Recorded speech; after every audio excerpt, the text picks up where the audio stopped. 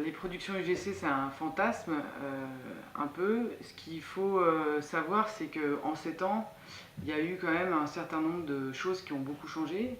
La première, c'est qu'il y a eu des outils technologiques qui ont permis aux gens, c'est-à-dire à tout le monde, d'augmenter leurs compétences et leurs possibilités de production.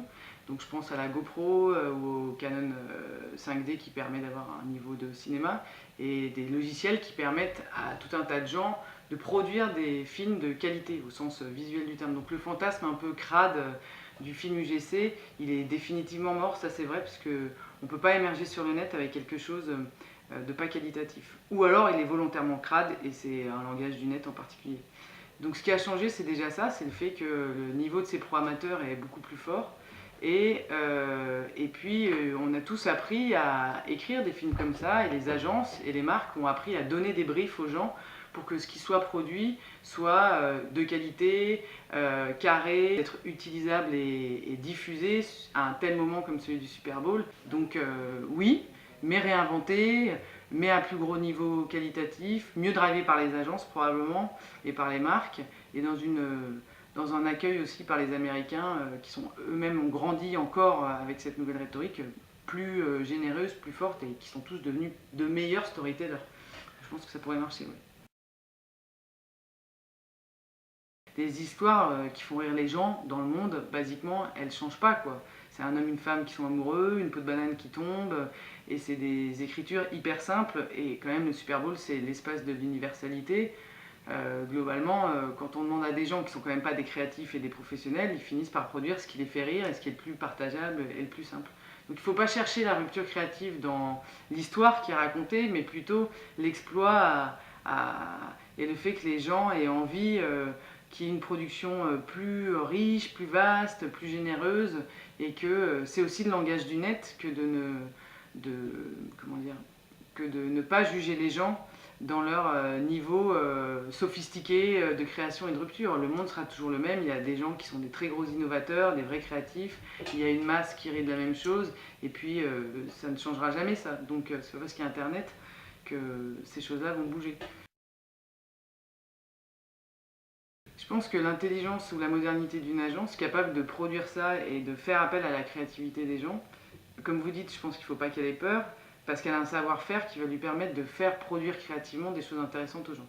Ça, pour pouvoir le faire, elle doit apprendre à gérer cette immensité de gens qui veulent produire, donc tout ce qui est réseau social, mais surtout à leur donner un brief assez carré, à cacher éventuellement les niveaux de sélection pour faire en sorte que ce qui finisse par être produit soit quand même de qualité, ressemble à du Doritos. Il ne faut pas que ça ait l'air d'être juste l'état d'esprit d'une autre marque. Donc il y a du branding derrière, il y a de la stratégie.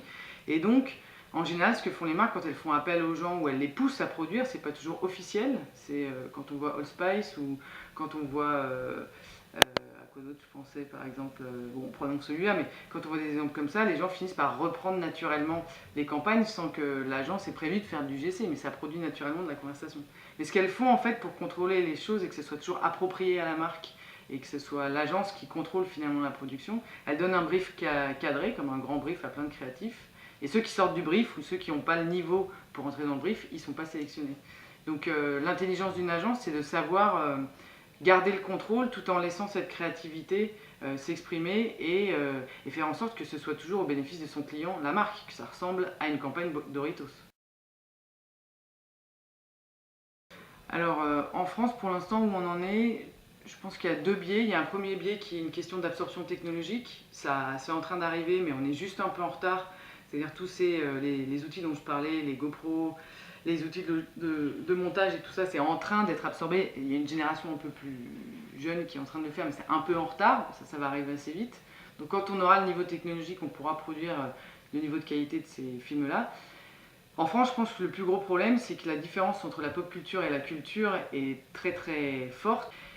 Et aux États-Unis, la pop culture, c'est tout, c'est les deux, il n'y a pas de jugement entre les deux. Et du coup, ça fait que quand bien même une marque ou une agence essaierait de pousser, on va dire, la population française à lâcher sa créativité à travers un brief, de la même manière que fait Dorito, je pense que les médias classiques ne sont pas prêts à accueillir correctement, positivement, de façon optimiste, ce genre de production publicitaire, parce qu'on la juge encore comme appartenant à la plèbe, comme pas digne, comme étant de la culture populaire versus des institutions qui créent et fabriquent, on va dire, la culture, si ce n'est télévisuelle.